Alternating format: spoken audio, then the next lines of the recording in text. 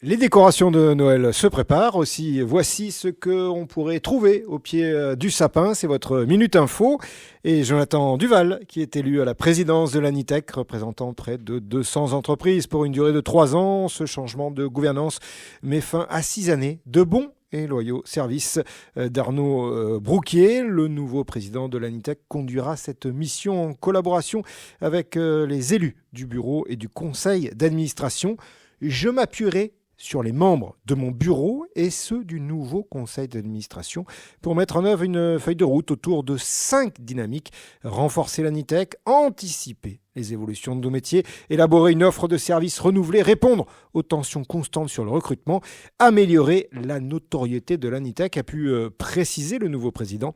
Il poursuivra la stratégie de développement et de rayonnement de l'Anitec, s'attachera aussi à défendre les intérêts de la profession et à valoriser le rôle clé des adhérents dans l'expertise de la sûreté électronique, la cybersécurité, la sécurité incendie, l'intégration IT et télécom, tout en optimisant l'offre de services et en renforçant les synergies avec la FFIE, Fédération française des intégrateurs électriciens, dont l'Anitec est membre.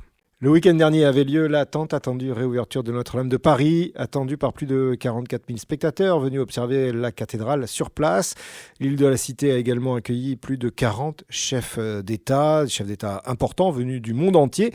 Et pour garantir la sécurité de ce beau monde, près de 6 000 policiers et gendarmes, 2 hélicoptères et 3 équipes cynophiles ont été mobilisés. L'armée de l'air et de l'espace a également employé des moyens importants pour sécuriser le ciel francilien. À noter désormais la présence d'une trentaine de caméras thermiques fixes dans les espaces identifiés à haut risque. Celles-ci permettront de détecter avant le système incendie tout déclenchement ou source de chaleur, selon Pascal Meigneray, chef de la délégation à l'inspection, à la recherche et à l'innovation au ministère de la Culture. Enfin, on termine avec environ un mois après la cyberattaque qui a touché l'opérateur français Free. Le secrétaire général adjoint de la CNIL, Mathias Moulin, affirme qu'ils ont reçu un record de plaintes. Les données de 19,6 millions de clients et 5 millions d'IBAN touchés sont le résultat de cette cyberattaque à ampleur exceptionnelle.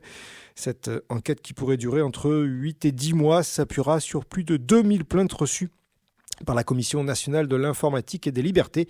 L'opérateur pourrait également se voir sanctionner une amende à hauteur de 4% de son chiffre d'affaires si la CNIL juge que les moyens en matière de sécurité des données ont été insuffisants. Un chiffre d'affaires qui s'élève à 7,45 milliards d'euros en novembre 2024 et qui pourrait bientôt arriver à 10 milliards d'euros. C'est la fin de cette Minute Info.